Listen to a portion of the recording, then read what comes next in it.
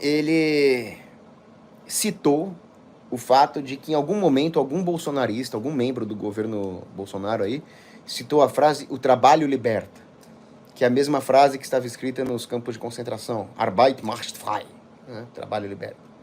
Bom, se tem algum cara que citou essa frase sem saber de onde ela veio, eu posso te dizer de onde ela veio. Essa frase, Arbeit macht frei, vem de uma tradição heideggeriana, né? Um filósofo chamado Heidegger, que é um relativista, um revolucionário, um desconstrutivista, um sujeito anticonservador, e que foi um dos principais defensores do nazismo. Mas ele também é muito citado por comunistas, porque está tudo lá, né? Então ele era um sujeito extremamente antissemita.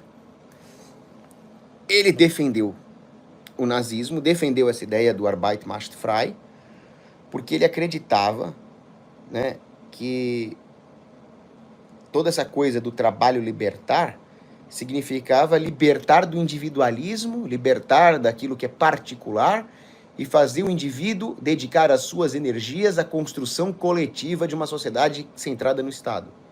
Então toda a ideia heideggeriana, que inspirou Hitler e os campos de concentração, era uma ideia coletivista, né?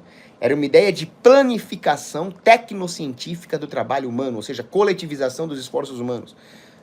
O total desprezo pela praxeologia da escola austríaca, pelas aspirações individuais, pelo cálculo individual de utilidade, enfim, a total negação da liberdade econômica.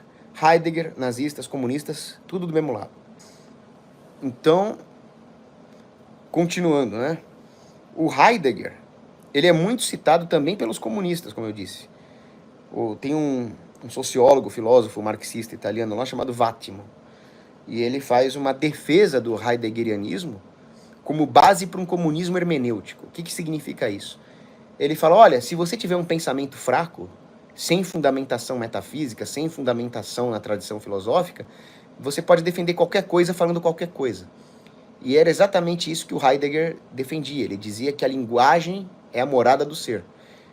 Como o professor Olavo de Carvalho muito bem disse na sua crítica ao Heidegger, o Heidegger colocava o discurso acima da realidade, como se fosse um deus. A realidade criada pelo discurso. Quando a verdade é que o discurso está dentro da realidade e deve se adequar a ela, né, para ser um discurso verdadeiro.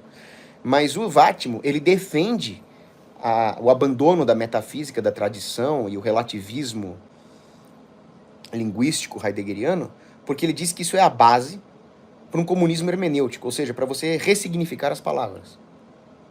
E essa é a base das ditaduras, das ideologias totalitárias, do nazismo, do fascismo, do comunismo, do socialismo, da social-democracia. É a relativização dos conceitos. Só você falar, por exemplo, em justiça social. Justiça social, para mim, tem a ver com propriedade privada. Mas aí, com a hermenêutica livre desses caras, justiça social é o governo te roubar para fazer política pública. Então, qualquer coisa significa qualquer coisa. E é exatamente isso que o Nietzsche, não gosto do Nietzsche, tá? Mas ele tinha boas críticas políticas. Quando ele faz a sua crítica ao socialismo, no Assim Falou Zaratustra, o Nietzsche deixa bem claro também.